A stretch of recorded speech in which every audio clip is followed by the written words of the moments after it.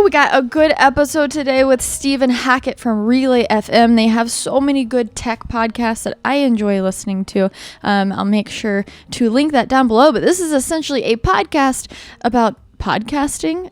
We go in deep on building a business around that, and also the gear that I use to podcast, what Stephen and a lot of people at Relay FM use. And this is such a beautiful time to announce the first official sponsor, 80 episodes in, everyone. From the get-go, I've always had these people in my mind. So thank you so much, B&H, for sponsoring this podcast. B&H is always supporting amazing creators, including me, people like Leia Motion, John Rays, John Hill. So it's such an honor for that creative life brought to you by B&H. They are so great for all things photo, video, audio gear. So this really lines up with everything that I talk about in these podcasts, because I'm always talking about gear. Maybe we can throw in some mini reviews here, and we're going to get into what Stephen uses, and also what I use for travel podcast gear. And it's on the, I wouldn't say cheaper side, but just on the more affordable side. I end up using my affordable travel setup, honestly, more than my fancy stuff. So all of those B&H links will obviously be in the show notes below if you just want to skip right to it. So I'll be talking a little bit more about that later on the podcast. That's just the tip of the iceberg, the gear. And so enjoy this podcast with Stephen Hackett of Relay FM. Welcome to That Creative Life. Hi, my name is Sara DIETSCHY, and I am your host. I talk with artists, YouTubers, CEOs, and everyone in between. I hope this podcast helps you live your best creative life. Enjoy. What's up, guys? Welcome to another episode of That Creative Life. We're here with Stephen Hackett from Relay FM. You are the co-founder, and we actually recently did a episode on Mac power users, so I'll link that in the description below. That was a really fun chat with you guys. But welcome to the show, and I'm so excited to chat with you about just podcasting in general, a podcast about podcasts. We just keep going, more meta. Exactly. Yeah, it was an episode of MPU where we talked a lot about PCs, which was fun for everybody. Which is interesting, right? I've definitely made that transition, over the past 2 years, and it's weird because it's something where when you change, it's shocking, but now it doesn't seem different. Like now it just seems like I'm using Mac OS, and then I go over to Mac OS and I'm like, why doesn't it do this like Windows?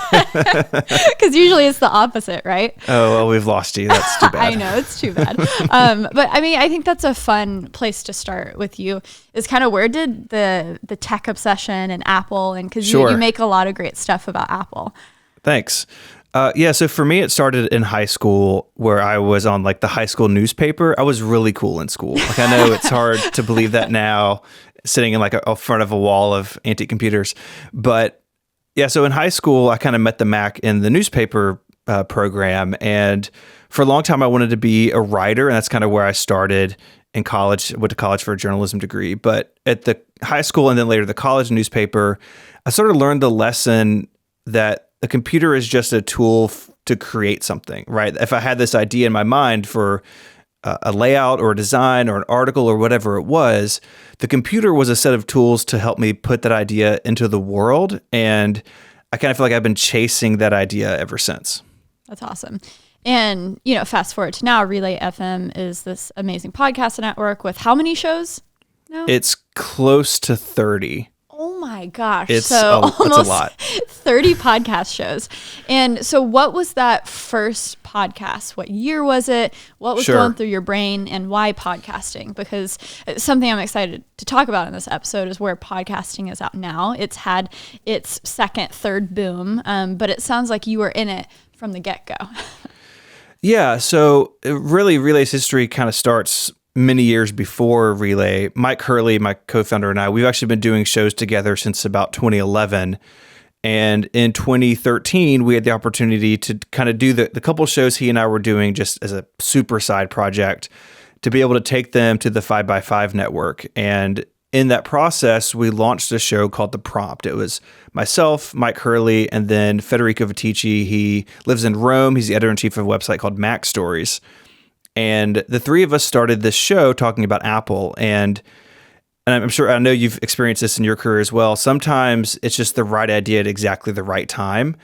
And that show just simply exploded. And that show is why we have Relay. It really showed us that there's something here in the content we're making, and it gave us sort of the foundation to build upon. And the prompt became Connected, which was one of the launch shows. Just this week, we published episode 279 of that show. And so the network kind of came out of this idea of like, okay, people like our content. We feel like we can build a business around it. And we ended up launching Relay in the fall of 2014. What was happening in the world around the launch of that show? Why was that so exciting for people to hear about Mac and Apple? And because you said 2011, right? 2013 was the beginning of the prompt. You know, I thought a lot about that. And I mean, the iPhone was sort of making its turn. That was, the iPhone 5, 5S. So the iPhone was becoming mainstream. And the iPad was kind of beginning to come into its own. But I think what we really hit upon was the relationship between the three of us just really worked. I kind of describe it as Federico and I are opposite, usually at polar opposite ends, right? So he does all of his work on the iPad. I do all my work on the Mac. He is, mobile and young and hip, and I'm none of those things. And Mike very often was in the middle. And there was just something about that really clicked. And we didn't plan that. We didn't really realize what was happening until about a year into it. Like, oh, people respond to this. And so we kind of have leaned into it over the years. And it's just, podcasting is so unique because you're listening to people for hours at a time. If you've listened to every episode of Connected, you've listened to us for like 500 hours or something. That's a relationship at that point. And that relationship just really clicked for, sort of all those reasons. And, I don't know if it was so much about where Apple was, but it was kind of about where we were at the time. Yeah. You made a video recently rewatching the iPad keynote because it was the 10-year anniversary. So exciting. And it's interesting that it's been 10 years because I feel like it hasn't been 10 years. And with the recent update with iPad OS is the first time that I've really enjoyed the iPad. I mean, when I was in college, it was the go-to for note-taking because I don't know if you remember before the Apple Pencil, but you would get like these pens on Amazon that had the little plastic circle at the end. Yeah, and it was not good. It was not a good experience, but it was like the best experience then. Mm-hmm. And so that was my only interaction with the iPad. But recently, it's gotten much more fun with iPad OS and really understanding how to use it. You kind of do feel like you're in the future when you're swiping around things. And but do you remember, obviously, because you reacted to it, but what was your first reaction when that iPad came out? Does it stand apart in your brain, or maybe do any of the iPhone launches stand apart more? I mean, the iPad, when it first came out, I mean, I just remember watching that demo. Steve Jobs is in a chair. He's basically put his feet up on the table and like browsing the New York Times. And the original pitch for the iPad kind of was like, it's the internet in the palm of your hand. And I just remember being so impressed with Steve's pitch of this is so much more intimate than a laptop, but so much more capable than an iPhone.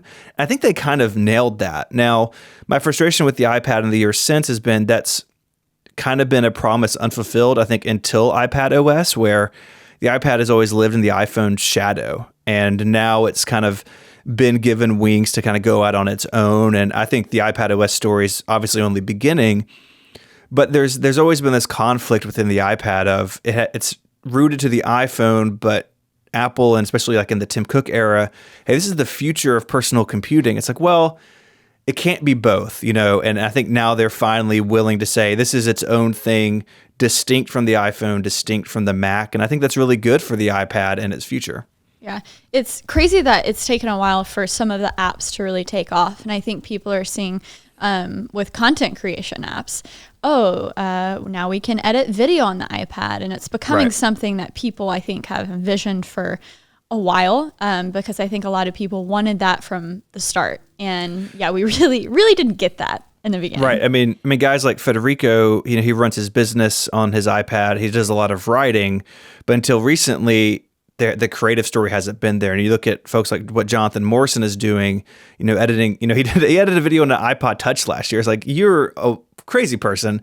But his point is that these tools are now here, and the iPad has a long way to go to replace my Mac. I'm still very Mac-centric, Mac first.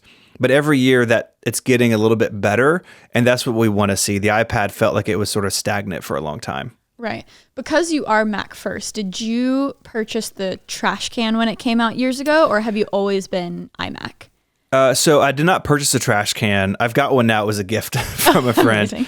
It's not a very good computer. Was he like, I don't need this anymore. It sucks. Yeah. Here you go. This is just a doorstop.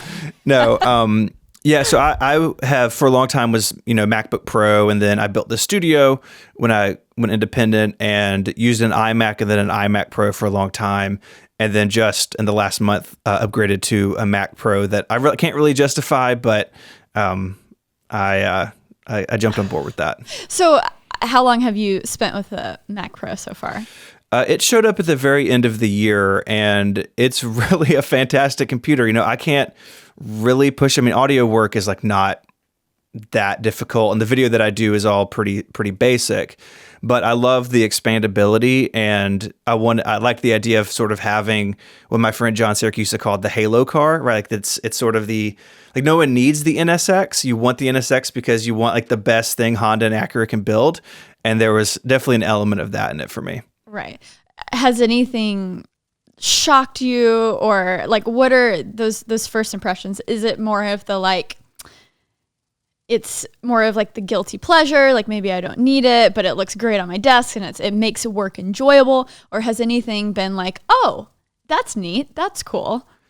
Yeah, the first thing I did was move all my external storage internal. And I know like the PC folks out there are just so I did the 4 terabyte internal, but I've added now 3 4 terabyte SSDs and then a spinning hard drive for time machine backups. And those SSDs were just like scattered in cases across my desk, and I was like, this is messy, and it's really nice to be all internal. And yes, that's been a thing in the PC world since the dawn of time, and it used to be a thing in the Mac world too until the trash can. But it's those little things where I've really enjoyed having everything in one enclosure, and it's nice doing audio that it's completely silent. Like right now, I'm recording on my MacBook Pro, and I'm just like eyeballing the fan speed and like, don't make noise because that will make Sarah's life difficult in the future. But the Mac Pro and honestly the iMac Pro, they're completely silent under normal operation. And that's important to me as someone who produces hours of audio content each week. Right. Things that you don't think about when just doing video. I've honestly never thought about fan speed, but I do hear, my XPS right now, because I'm like recording OBS and I'm like, is there fans going? What is your... like what attracts you to Apple, and what has been a frustration over the past years? So pick your best pro and the worst con. Yeah, the best pro is just the integration with hardware and software, that even though I'm a tech guy and I had a tech career for a long time, I just want to sit down and be able to make stuff. And I want to be able to trust that my devices in my life are just going to do what they're supposed to do. And that doesn't necessarily discount Windows, but it with the Mac, I feel like I understand what it's going to do and that it's going to be very reliable and predictable, keyboard issues notwithstanding. We're just going to put the MacBook Pro keyboard aside. That argument doesn't hold with the MacBook Pro of the past 3 years. Other than, that's a nightmare. That's a terrible issue. But my frustration is actually the flip side of that coin, is that you have to do things the way that Apple wants you to do them. And that if you want to stay current, it means that you are accepting the decisions they make. So things like the removal of the headphone jack on the iPhone, or with macOS Catalina last year, the death of 32-bit apps. Like if you had an app or a part of your workflow that depended on something that doesn't run in Catalina, you can't update to it. But if you buy a new Mac Pro, it's going to come with Catalina. So like you are always sort of forced along the road. And for a lot of people with professional workflows, that can be a big deal. How many pros do you and I both know who are still running, Mojave or High Sierra or something because they have part of their chain that just won't work on newer systems? Like that's there's good and bad there, but that can be really frustrating in a professional environment. Right. This is a good segue to Catalina because, even though I am probably 70% Windows, I do have an iMac at my apartment.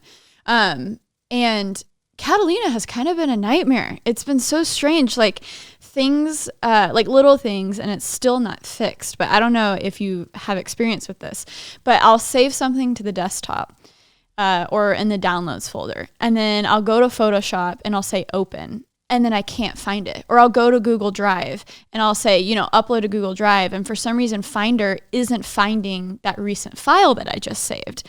And it's something so major that I'm surprised it's not fixed yet. Like, because, a lot of times I don't report things because I'm like, oh, this has to be an issue that other people are having.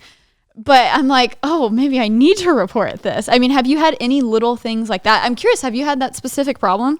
I haven't seen that specific issue, but Finder does seem a little rocky. Now, 10.15.3 just came out, and I haven't installed that yet because I usually get point updates a little while.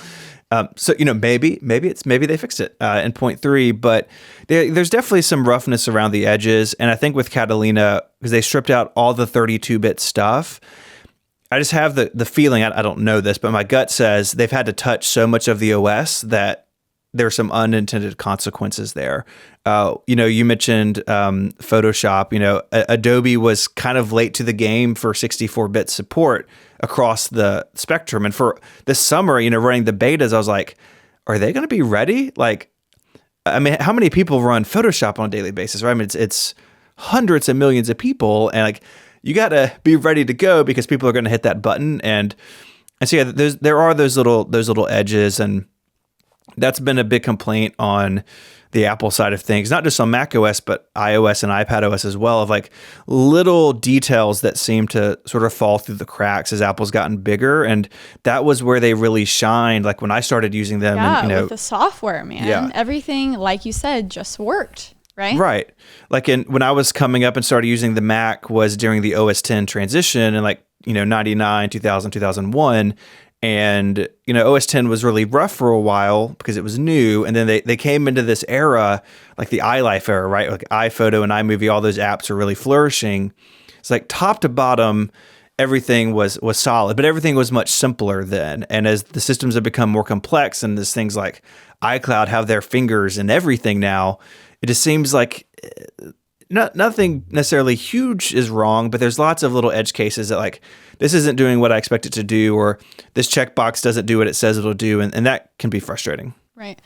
Do you remember when people had to pay for updates to update their software? Oh, yeah. Yeah, I just remember that. I'm like, oh my gosh, I think whatever that lion or snow leopard, I remember like paying for that.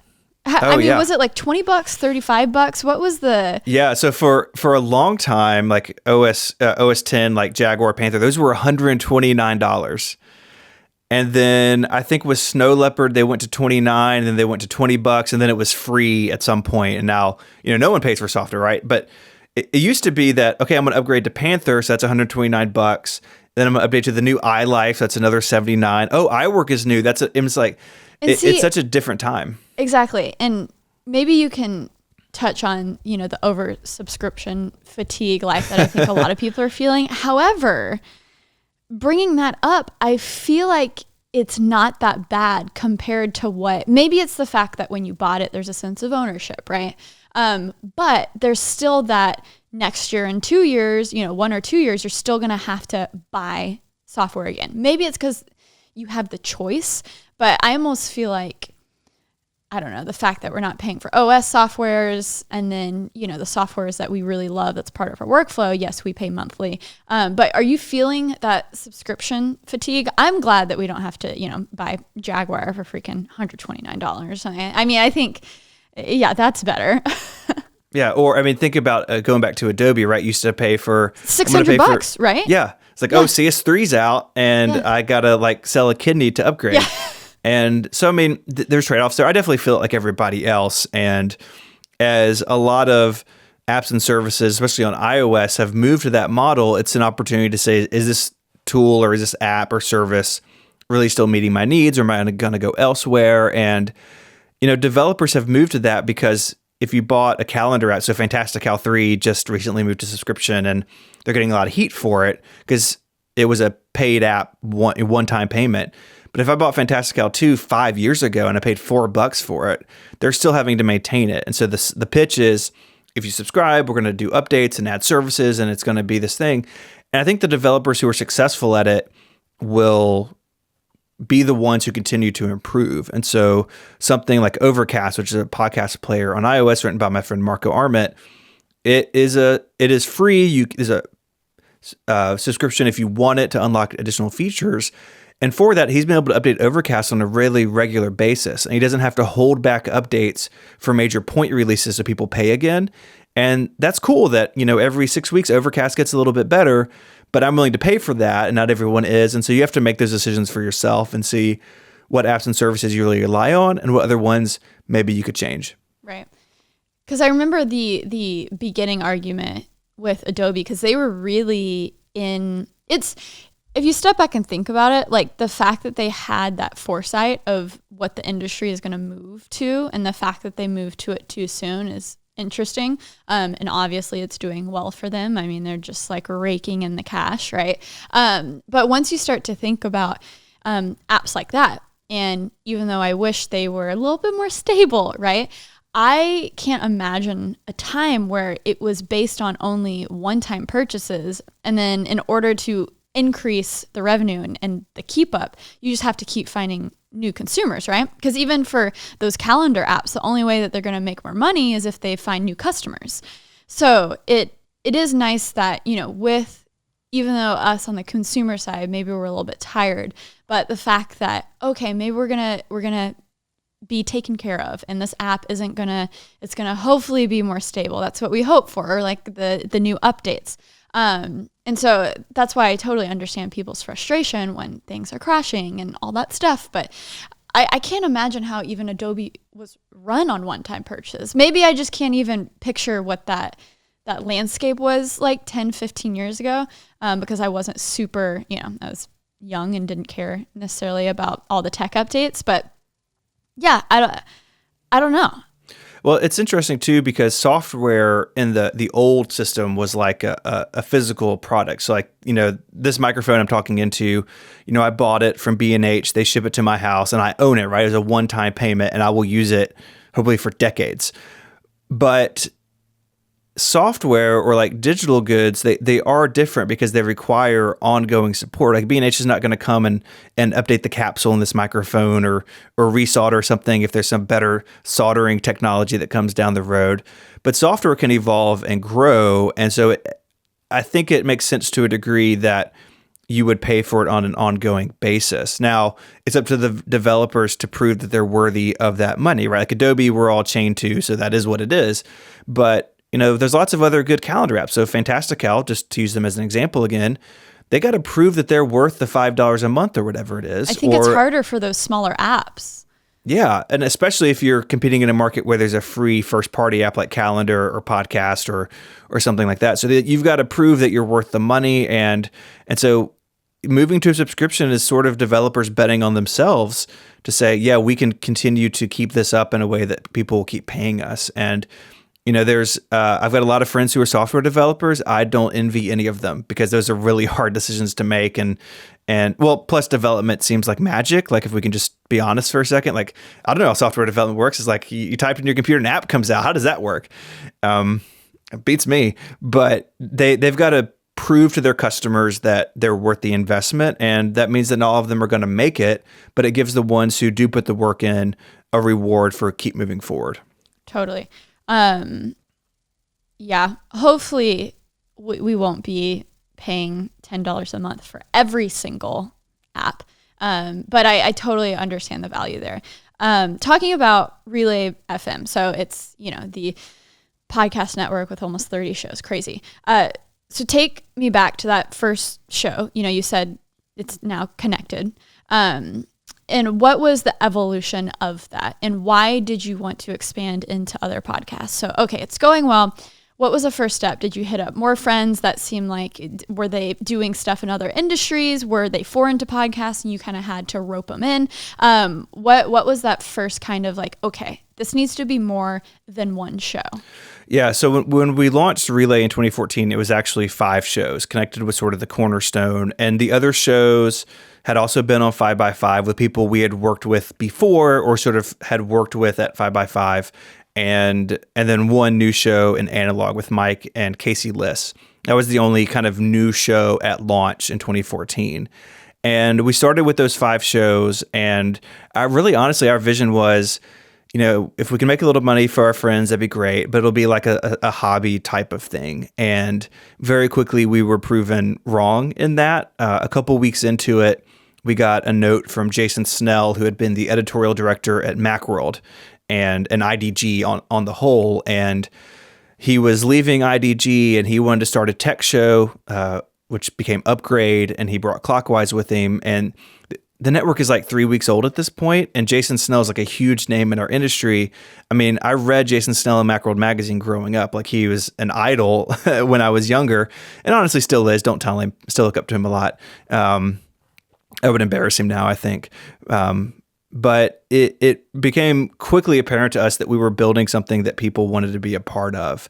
And so Jason came on board with his couple of shows, and about a quarter into it, my partner Mike decided that he could leave his job and go full-time in Relay, which we had talked about maybe happening, but maybe like a year in. And at the time, he wasn't married. I was married with 2 kids, and our third was actually born the month after we started the company. And Relay took no outside investments. Like, Mike and I basically spent our life savings starting the company.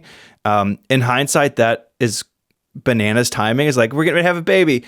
I'm going to take all of the money we have in the bank and build a website for a podcast company. Like, what could go wrong? Your poor wife. my wife is very forgiving, and every good thing I have is because of her.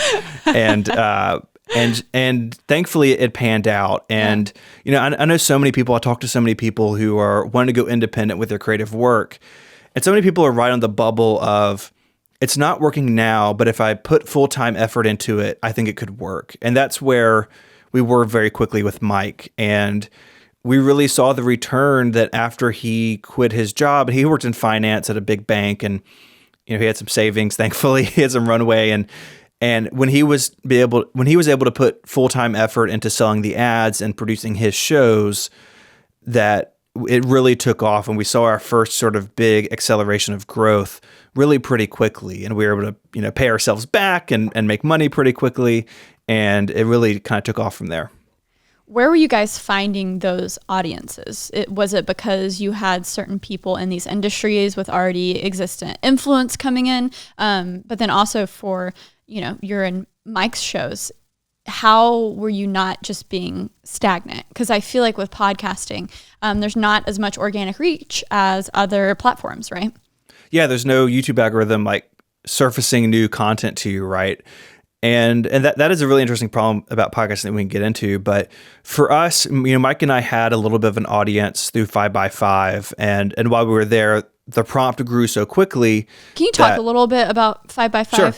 Yeah, so 5x5 is another podcast network run by a guy named Dan Benjamin out of Austin, Texas. And at the time we joined it, he had a lot of sort of Apple tech-centric shows, and including with a lot of people we work with now. And there's no, big mystery to sort of our relationship with them. We just kind of felt like we want to do this on our own terms and kind of steer the ship. And so we didn't leave 5x5 in rage. It was like, hey, we feel like there's something here and we want to go out on our own. And he was extremely supportive of that, which is really awesome of Dan. And it was sort of a season of change for 5x5, and it sort of made sense for our tech stuff to kind of go elsewhere. And it all really panned out well for everybody. But a lot of our growth over the years has been working with people with big audiences. So like Jason Snell is a really well-known name in sort of the Mac community. Federico Viticci, really well-known in the iOS community. And you fast forward a few years, we started a show with CGP Grey. He's got an educational YouTube channel. Legend. Yeah, Grey's awesome. And so, he could pull from his existing audience, and guys like Merlin Mann and John Siracusa, people who are big names in the Apple community, bringing their expertise and their audiences. So we try to partner those people with a host who can kind of work with them. Maybe they're new to podcasting and maybe they have limited experience, and kind of get their expertise and knowledge into the podcast format. And that's been a really successful recipe for us over the years. Mid-roll time. How exciting. That Creative Life, sponsored by B&H. BNHphoto.com is where you get all of your gear, where I get all of my gear. So let's talk specifics. What I'm recording with right now is usually my go-to setup, not just for traveling, but a lot of times when I'm in the office, because these mics are just so good. So I use the Shure Beta 58A. If you're familiar with the mics that people use all the time for live performances, it's very similar to the Shure 58s, but it has a little bit more gain right out the bat, so you don't actually have to use a preamp of any sort. So I plug my 58A straight into my Zoom H6 via an XLR, and I record onto an SD. And guys, that's literally the entire podcast setup that I use. And what's so great about the H6 is you can plug up to 4 mics into it, and then it also has the ability for phantom power if you need it for condenser mics. So my B&H links will obviously be in the show notes below. And I think you see these fancy mics that we are going to go down that rabbit hole maybe in the next podcast, where they're getting upwards of $400, $500. But this setup is definitely on the more affordable side, and it just sounds great. I'm recording on it right now. And some of the best audio advice that I've ever gotten from professionals is, hey, before you worry about equipment, just worry about what type of room that you're in. If you're in a big echoey room without any soft things around you, hey, it doesn't matter what mic you have, it's not going to sound good. So I think this is a really good starting point, and then you can start thinking about what type of room you're in, and boom, your audio is amazing and you're ready to get your podcast life on the roll. So again, B&H links down in the show notes below, and let's keep it a-moving with Stephen Hackett. I definitely want to circle back to workflow and everything that it takes to run Relay FM, but I would like to briefly talk about the different apps that are out there, this wave of podcasting where it seems like, oh, everyone's starting a podcast, right? And it's one of those things that's interesting because, just like you said, it doesn't have that same algorithm as YouTube that's continually surfacing new content. So to the point of what you've been doing since the beginning, you kind of have to have influence in other areas of the internet, right? But what do you see as, do you see that problem? It's not necessarily a problem, but do you see that ever being fixed through an app, through a curator, through anything? Or is what makes podcasting good? Is it the fact that it is just that simple RSS feed and it goes everywhere? People can listen wherever they want to listen. And then maybe Apple Podcasts is where people find new podcasts to listen to. But it seems like we're a part of our routine. Like, I'm in Apple Podcasts, even though it's a hideous app. It's where I'm most comfy, right? It's like where my shows are. I have maybe like 6 that I circulate in between, and that's it. I really don't listen to new ones. It takes a lot of energy for me to get into a new podcast, basically. Oh yeah. Well, yeah, that's an interesting format challenge. I mean, a lot of the companies that have gotten into this over the last couple of years are trying to solve this problem of, hey, if we curate something, if we build an app, if we collect a lot of data about you, then we can recommend new content to you. And you see Spotify doing that right now. Spotify spent millions of dollars in the last couple of years buying podcast content companies, and now they are leveraging all the information they have about you through your Spotify account to match you with shows and going to match advertising and all that stuff. I didn't think about that. When they bought Gimlet, they bought data too. Oh yeah. And podcast, so like Relay, for instance, we're kind of an old-fashioned company in our space now, where it's just RSS. You can take our feed and put it in any app you want. It's what some people have termed like open web podcasting. I don't really like that term because I think it has other connotations, but we're just RSS feeds, right? Like, that's all that we generate. And you can listen to them anywhere you want. You can plug the RSS feed in, or you can search for us and we're already there. What these other companies are trying to do with pretty limited success is marry, like, okay, we have content that's specific to our platform. You can add in, podcasts from the web and kind of mix it all together. And if you're in their app, if they control the whole experience, then they can begin to learn about you and through dynamic ad insertion, play ads for you that meet your demographic information or location information or something like that. And time will tell how successful that is. So far, it hasn't been real successful because people like the podcast client they're already using. People don't want to pay for podcast or a podcast app. Something like Luminary, they just had a big price cut, for their service because they're not growing. Did they start at $9.99? Is that what they started at? I think because now they're at $4.99, which is still it's a lot.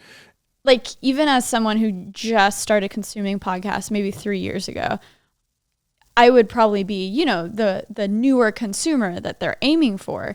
But even me, I'm like, oh, there's no way. Like, there's no way I would pay $5 a month for exclusive podcasts where it's like, I already got the people I listen to. I love them. And like, you have to have that initial, they haven't had the hit yet, right? Right. And what I keep thinking about is what happens if, Spotify through Gimlet Media or some other content company they've built, what happens when they do have a hit? What happens when the next Serial or the next S-Town is in one of those gardens? And I would argue that that's probably actually not super possible because to have a hit, you've got to be accessible to a lot of people.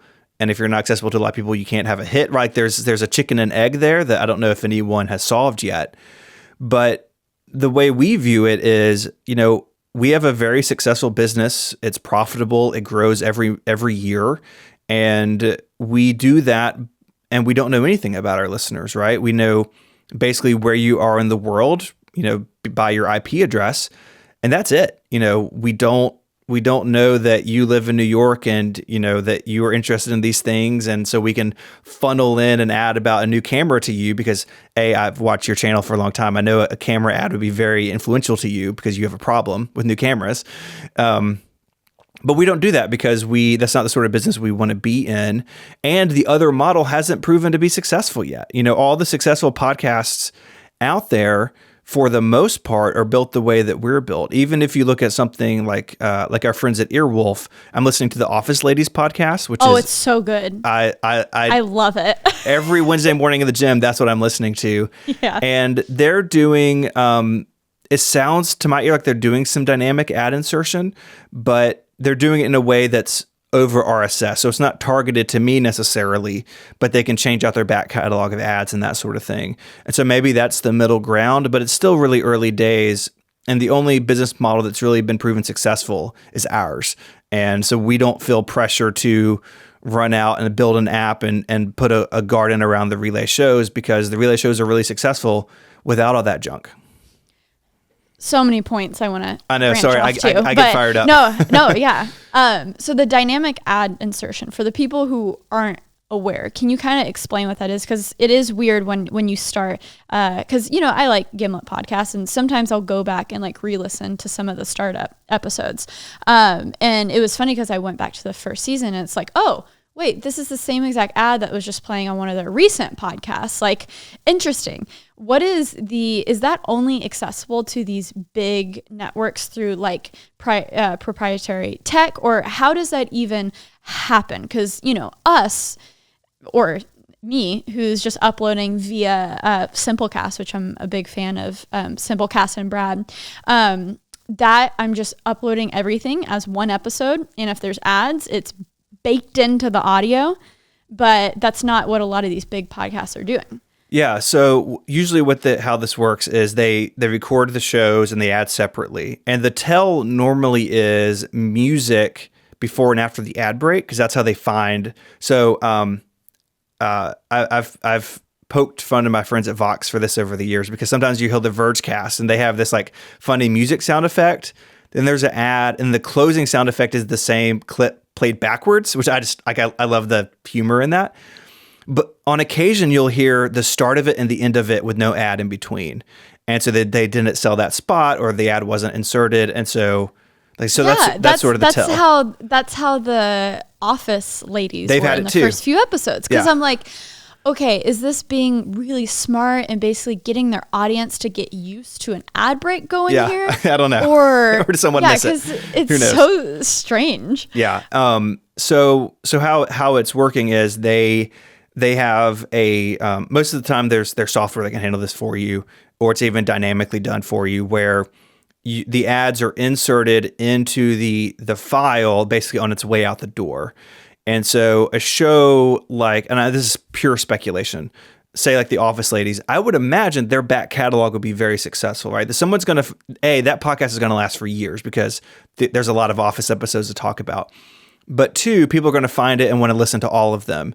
And so they can go to their advertisers and say, hey, it's this price to be on the episode when it airs, but if you want an episode that's been on the shelf for 6 months, it's this lower price. Well, you're being able to sell it twice at that point, where the way you work and the way we work is we go to a sponsor and they buy the ad. They have, They buy the ad one time and it's there forever. Right. I guess you can say that's of value too. Even if you don't, you can act like you have that dynamic ad insertion and you can use that to barter. You can be like, listen, here, you're going to have the ad, for the first month, but if you want it in perpetuity, you're going to have to pay me more money because I have this fancy ad insertion. Right. And some people are dabbling with that. And, we have a couple of podcasts that have really successful back catalogs. And, we've looked at it, but where it gets tricky is to make dynamic ad insertion really worth it.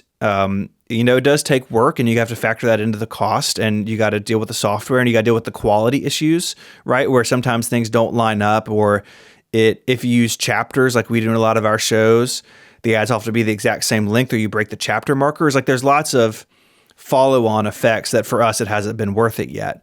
And if you're just selling back catalog, I really don't have a problem with that. Where I run into sort of issues philosophically is, if you're doing it in a closed platform where the dynamic ads are inserted because you know a lot about me, then it feels like a different thing. And to our audience, there's not really a line there. I feel like a lot of our audience would maybe feel kind of weird about it and think that we are doing more tracking than we are, or than we even can, because we're using that technology. So it's sort of a hot potato in our corner of the internet.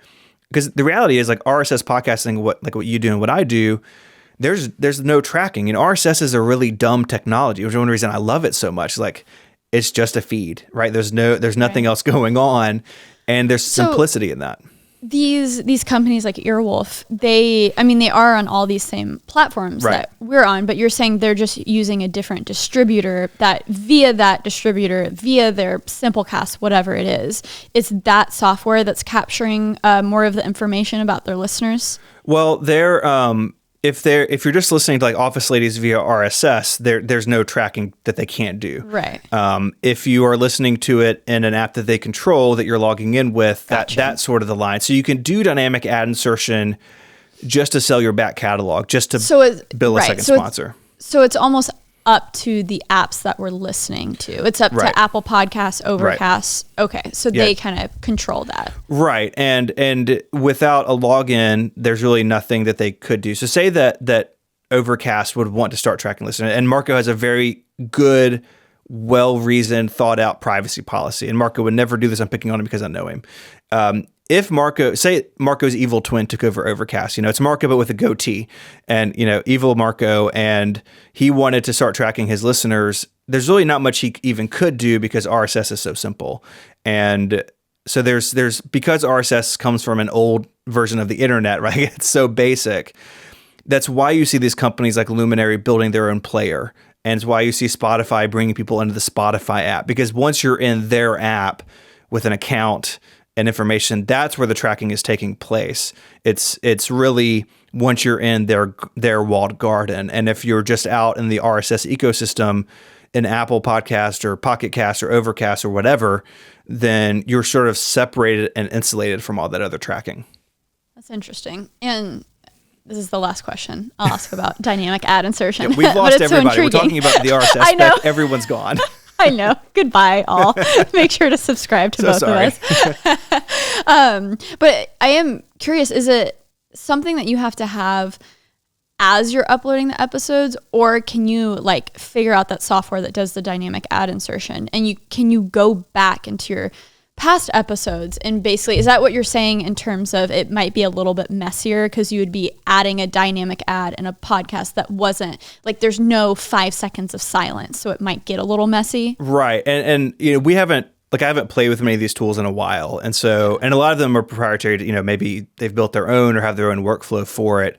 A lot of shows that are doing it kind of pick a point and do it forward. Hey, say we're going to start dynamic ad insertion on episode 100. We're not going to worry about 99 and below because we don't want to go back into those MP3s. But moving forward, you can build it into your workflow to insert them as you go. And there is more overhead, right? Because you've got to manage all that stuff, and you have the ad inventory tracking is way more complicated, and you have more sales processes and everything. You have to make sure it's all worth it.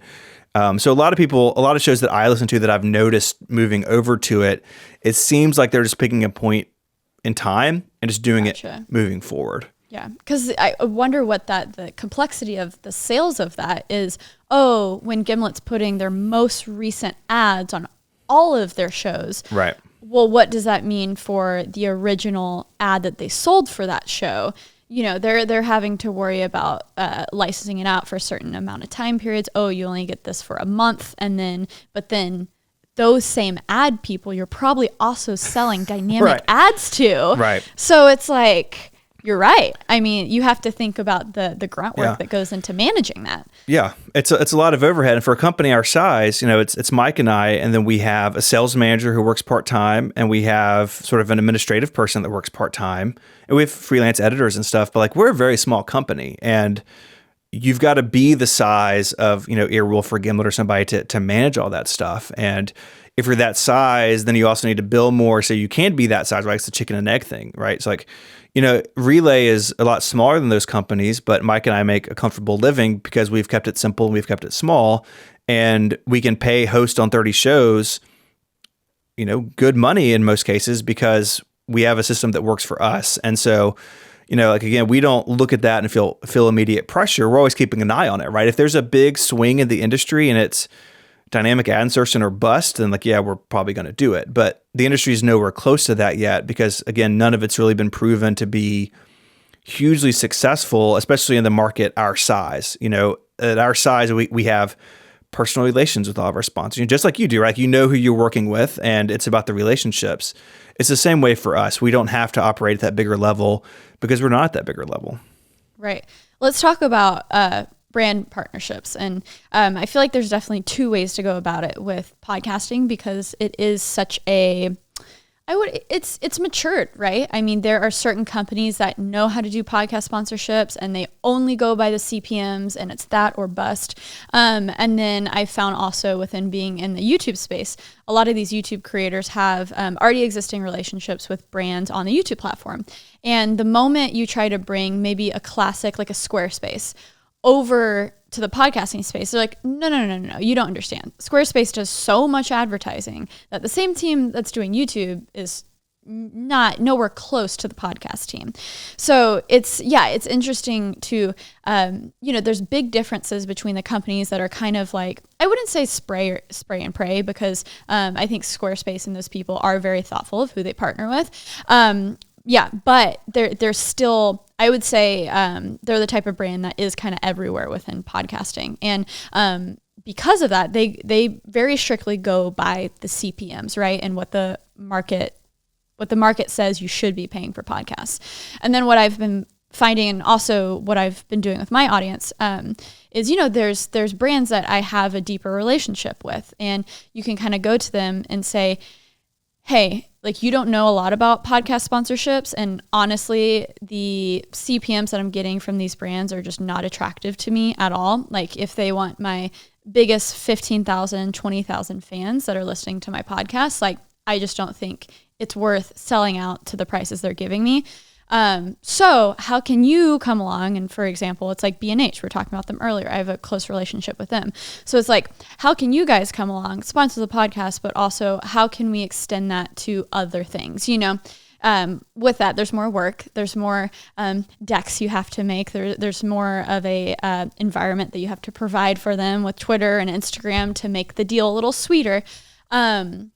But it's just interesting because it has been so set in stone for a while, I think, with CPMs, to see now YouTube creators and people from the outside coming in and saying, kind of bringing in some random brands, who might not know about podcasts and figuring out how to sponsor them on a more deeper level.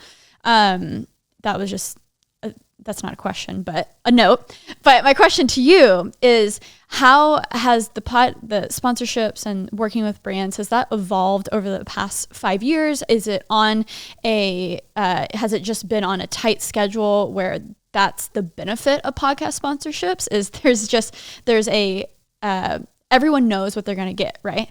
The fact that it fits into a bucket, it's this price, and so maybe you don't have to think about it as much. Is that kind of like the great thing about podcast sponsorships? Really, yeah. How has it evolved? What is your process on that? You guys usually have about like 3 brands per podcast, I would say. 3 or 4? Yeah, so we aim for an ad every 20 to 30 minutes of content, and usually closer to the 30. And, we've got a lot of shows that are not big enough for sponsorship, or they have some ads because somebody like a Squarespace buys a lot from us, and we can slot in smaller shows as part of that deal. But it's changed a little bit. So in the beginning, a lot of our sponsors were where you heard, everywhere else. So Squarespace, Hover, Igloo, those companies that were really in the game 5 years ago. But as we've gotten bigger, and those sponsors are still very important to us, like Squarespace is still one of our biggest customers. But we also have a lot of companies that, maybe we're their first podcast experience because they're in our space. They want to reach our audience of people who are into Apple and tech. And that's a very good, well understood group of people from an advertising perspective. And so there are a lot of companies that we sort of help them along the process of, hey, they want to get into podcast sponsorship. They contact us, we contact them. We kind of walk them through that. It is very CPM based. We don't really have any sort of, what I think about is the YouTube model of like partnership. These are the ads, these are the episodes, this is the CPM, this is the supply and demand, and it is very numbers driven. But at the same time, it's really important to us to be relational with those people. And so if it's, a big company, if it's an agency, we have sponsors that are like independent developers. We spend time with all of them because we think it's really important that we're all pulling in the same direction. And, we don't have any sponsors, we don't offer, content approval to sponsors. They don't get to see what we're going to be talking about in any given episode. They don't get to hear it before anybody else. Now a lot of them get air checks where they hear, they all get timestamps of, hey, this is where the ad showed up. Some of them get air checks, but it is not a deal where, they get any sort of, there's no partnership stuff. There's nothing like that. And part of that is sort of my background, having gone to journalism school, where like content and advertising are like separate things in my mind. And in YouTube, it's blurred so much. It is. Yeah. And even in what's left of the blogging world that I still play in as well, like there's some of that sort of muddied waters, but we treat them as really separate things. And, sometimes that means that like if we have a sponsor who, maybe they're in the news because something, we try to cover it objectively or try to, I don't have a good example of this, but say that a sponsor was in the news. Say that, Squarespace was in the news for having, bought somebody. Well, we would try to do our best to make sure they weren't on the show that we're talking about them, not because they'd have a problem with it. It's like, that's weird to the audience. But it is very a CPM driven business in podcasting, and the CPMs are very good. They're way better than they are in display web advertising, right? That's all dead. Well, that's all dead, right? Hopefully it's better than that.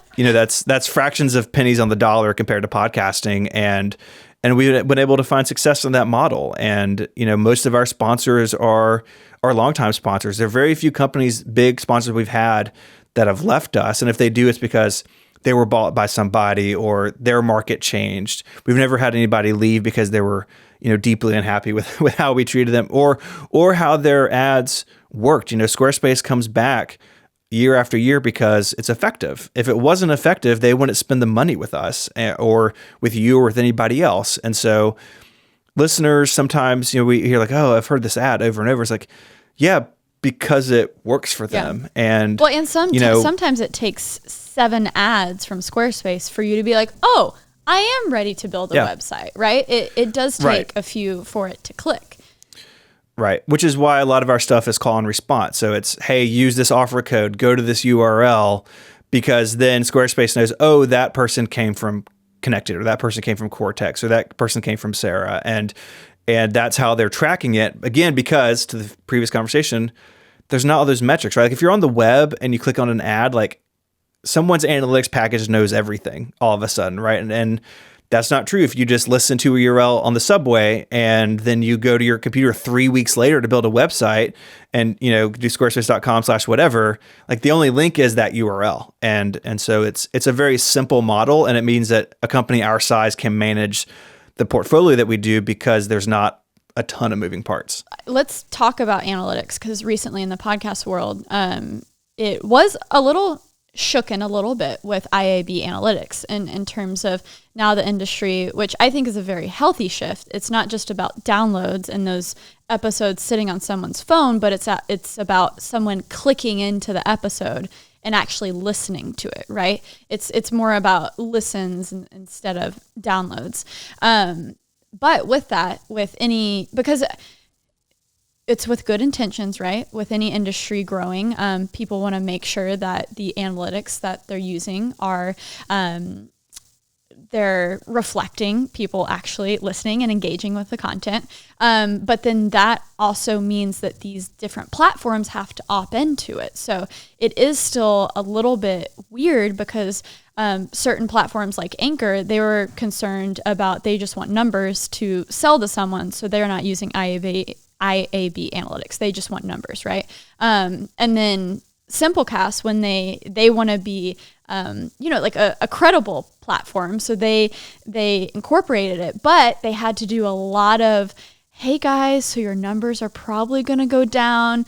Don't freak out. And there was a moment where people's numbers were down, right? And so whenever there's a certain amount of standardization, engagement is what you sell for, and that kind of hurts people. And in the long run, it's not going to hurt people.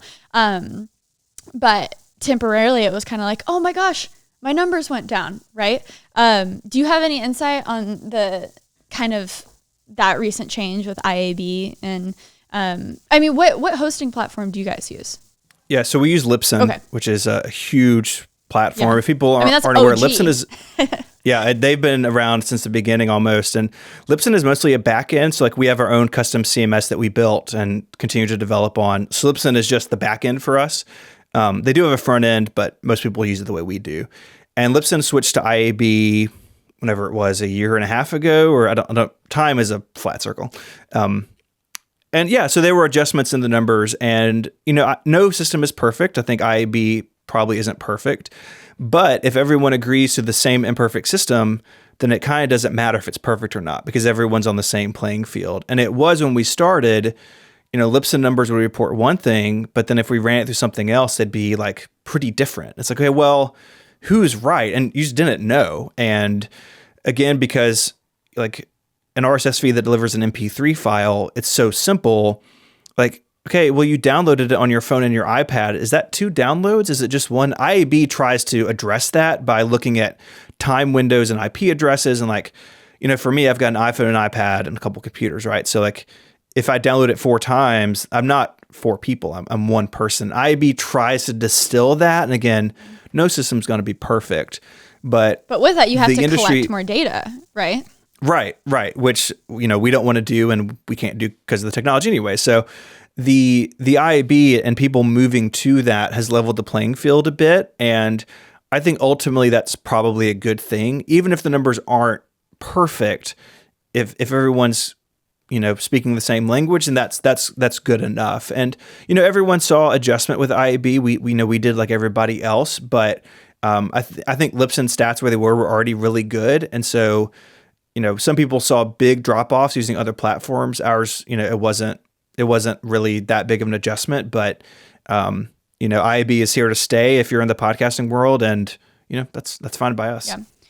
Let's talk about and one other note that is kind of just clicking with me, which I feel silly, but the fact that a podcast network is, you have these like-minded podcasts, and you have fans that then can go from one show to the other, and that is so much more effective when it comes to selling sponsorships because, maybe like you said, a smaller show doesn't have the amount of listeners that can go and get their own sponsorship, but you're able to kind of divvy that up and offer to a Squarespace, hey, I'm not just selling a show with 20,000 listens, but it's more about 30 shows with this huge number of listens, and that's more attractive to sponsorships, right? Yeah, and in the beginning, we did a lot of like universal sales, like buy everything on the network. We don't do a lot of that, but our big sponsors do buy a selection of shows at once. But there's also a sort of the flip side of that is like, if you look at our branding, like Relay branding is very strong, it's very distinct. And so we want people, if they're browsing an Apple podcast, to like, oh, this is a Relay show. I recognize the artwork, I recognize the style. We want them to say, okay, well, I know these other shows on Relay and they're all good. And so I bet this one's going to be good too, right? We want to have that sort of familiar look and feel and sound to everything. And so, yeah, like that's why we don't work with everybody, right? We could have 3 times, 4 times the number of shows we have if we wanted them, because like we get pitches every day. But we really only start the projects we feel like fit with the overall picture of what Relay is doing. And we have some stuff later this year that I think will prove that out even more. But it is important to us that Relay stands for something in quality and in terms of what people expect.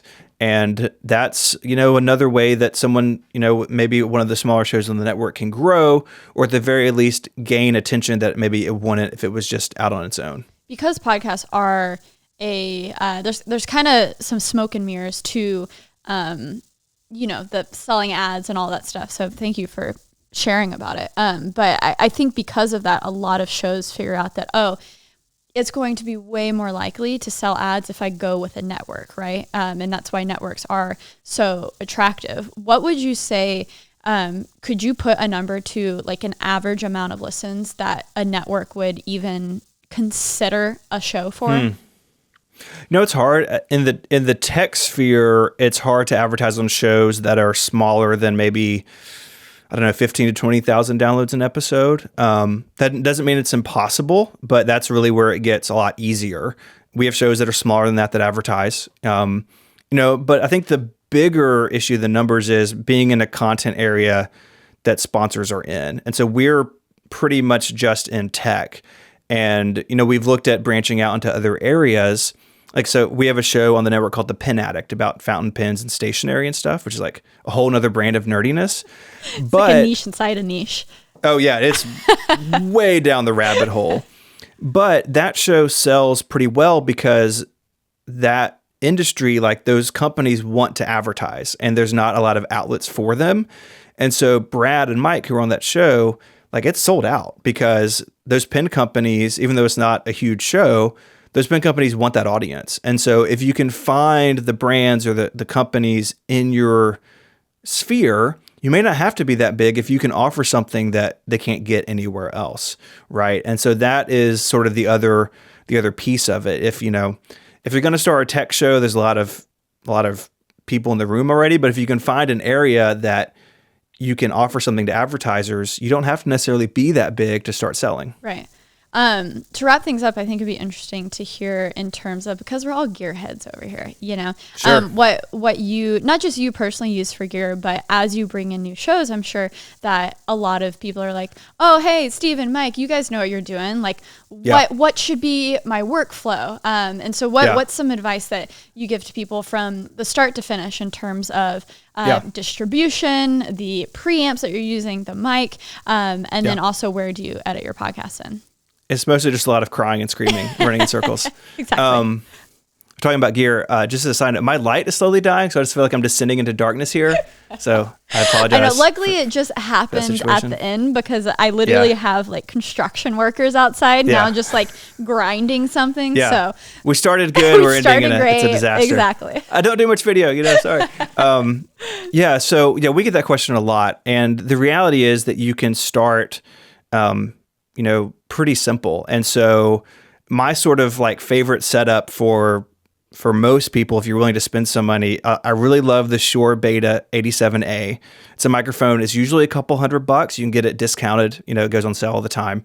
I think it does a great job at, background isolation, and just the quality is really nice. It's an XLR microphone, so you need some sort of device to basically adapt that from XLR to USB. So, some sort of preamp or some sort of, breakout box or whatever you want to call it. I'm a big fan of the Zoom H6, actually what I'm using right now. And it's really flexible too, because you can use it for field recording and lots of other stuff. It's a multi-track deal, so you can run multiple microphones into it. If say your podcast is 4 people in a room, or you can do it just with one device, and it works to SD card or over USB. I use, higher end stuff than that, but I think that's a really nice place to start. You're going to spend, maybe $300 or $400, but you can start way less than that as well. So, sort of the go-to for a lot of people is like the Yeti USB microphone. I don't love that microphone because it has a tendency to be, very bad with background noise, and it's like a multi-setup deal. So it can record in front of you and behind you. And if you get that wrong, it's like you and then your laptop. There's a mic. I forget the model number. I'll look it up and send it to you. But it's the ATR something. It's like $100, and it's USB and XLR. And it's not great, but if you want to only spend $100, it's a great place to start. Better than the Yeti, I think. Yeah, amazing. And then where do you edit your shows on? Yeah, so I edit in Logic. So I record in a Mac app called Audio Hijack, and we record over Skype, just audio, usually not video. And we also use Ecamm's call recorder, because it will record my local track and your Skype track separately. So if you lost your recording, I still have a copy of it. But our goal is always to edit together local recordings, so you should never hear the Skype call. Skype calls have artifacting, and you sound like a robot. And so I edit in Logic. That's what most people on the network who edit in. Some people edit in Audition. We don't really have a standard, people, because we don't edit all the shows. A lot of people edit their own shows, or we have a freelance editor who does all of his work in Audition. Do you have a favorite audio plugin or something that maybe is like great at leveling audio or taking out hits? Yeah. So I really recommend a suite of tools called Isotope. I think RX6 is the current version. It does noise reduction, get rid of fan noise, get rid of clicks and pops, and you can merge all those tools together. So it's a standalone app, but it also donates audio plugins to Logic or Final Cut or Audition. So you can do it in line with your edit as opposed to pre-processing. It's really helpful. I think there's something said to have something portable and something you use at your desk. So like at my desk, I use the USB Pre 2, which has really great preamps in it. It's a box covered in knobs. It's great. There's no drivers. It's perfect. Gotta love that. And then I use the Neumann KMS 105 as my microphone. A Neumann. It was an investment. Yeah. And again, it's a microphone I will use for hopefully decades to come. Being from the music world, you hear that and you're like, oh, it's fancy. Like even the box it's in is like, this is the nicest microphone box I've ever opened. Yeah. Well, but you don't need that stuff. My point is you can start, you don't need a $900 interface and a $700 microphone to get started. Definitely. Like, please don't spend that money getting started. Yeah. Well, Stephen, thank you so much for being on That Creative Life. And what are some shows that you're most excited about over at Relay that people can go and listen to? Oh man, Cortex with Mike and CGP Grey is just on fire right now. They do this thing about yearly themes because resolutions are dumb and you shouldn't have them. Themes are good and you should have them. They're really kind of firing on all cylinders. There's a new episode out here pretty recently. You can catch me on Mac Power Users with David Sparks. We talk about Apple workflows and that sort of thing. We have an interview coming up with the guy who runs an observatory from an iMac with legitimate space telescope. So that's exciting. And yeah, I mean, there's lots of stuff over at relay.fm. You can find something that you like, I'm sure. Amazing. Well, guys, thank you so much for listening. Stephen, thank you so much for being on. I'll make sure to put all of your links in the description below as well on the Twitter. Go say hi to him on the Twitter, guys. I feel like that's where I keep up with most of my internet friends. Yeah. So I'm at ISMH over there. Amazing. Stephen, thank you so much, guys. Make sure you're subscribed on Apple Podcasts, Spotify, wherever you listen to podcasts. And until next Monday, thank you for listening. Well, I hope you guys enjoyed this podcast with Stephen. It was such a pleasure. Make sure to stick around for my That Creative Life Q&A at the end, where I answer 3 questions from you. Just tag in hashtag That Creative Life. Thank you, B&H, so much for sponsoring this podcast. I am so excited about this because they enable a lot of what I do on YouTube and just living in New York City and helping out with loaning out gear to review.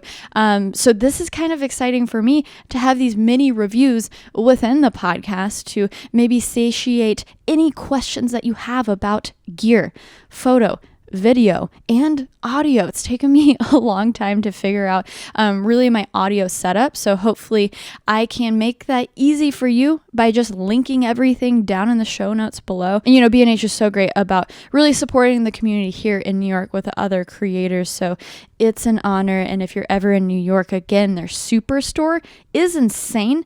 They literally have a system where you pick out your gear, they make a note of it, and they have a system on the ceiling of bins where your gear is delivered to you downstairs. And I'm not explaining it very well via audio, but it's just an experience in itself. So if you guys want the 411 on any piece of gear, let me know. Tweet at me, tweet B&H, show them some love because we love them over here at That Creative Life. So thank you, B&H, for sponsoring this podcast. Okay, time to go into this Q&A, rapid fire, 3 questions. Here we go. The first one isn't even a question. We're just going to change it up a bit because I loved it so much. From @JacobRandHolmes, he said, thought you would like this quote. To achieve great things, 2 things are needed, a plan and not quite enough time, by Leonard Bernstein. I think, there is so much truth in that. I'm not even going to add anything after that. Take that, whatever that does for you. I love that quote. Okay, second thing from @JacobErnst13. Do you have any budget camera suggestions for a beginner? Great question. So when it comes to budget cameras, it depends, right? I kind of need a price range, but when I hear budget camera, I'm thinking under $1,000, right? So I would go with, do you have any glass? Do you have any lenses? And then go from there, because it really matters whenever you're getting into DSLRs or mirrorless cameras. It matters what you're putting in front of that sensor, whether it's an APS-C camera or a full frame camera or a micro Four Thirds. So depending on what you're searching, if you want more of that depth of field and you like that look, I would go for a full frame camera, but that means they're going to be a little bit more expensive. So Sony and Canon both have great APS-C cameras. So the A6500, the A6300, and then in Canon land, you have the EOS R. But then when it comes to actually being really affordable, the Canon T5i, the Canon 70D, 80D, and all of the lenses that you buy for that, you can then use on other Canon cameras. So it's all about, what do you see yourself doing in 5 years? What are the cameras that you're going to upgrade to? And maybe you can think about that with what lenses you're going to buy into. And so that way, the lenses you're buying now, you can put it on this, maybe more affordable camera you buy now, but you can also use it in 5 years when you upgrade to that full frame. So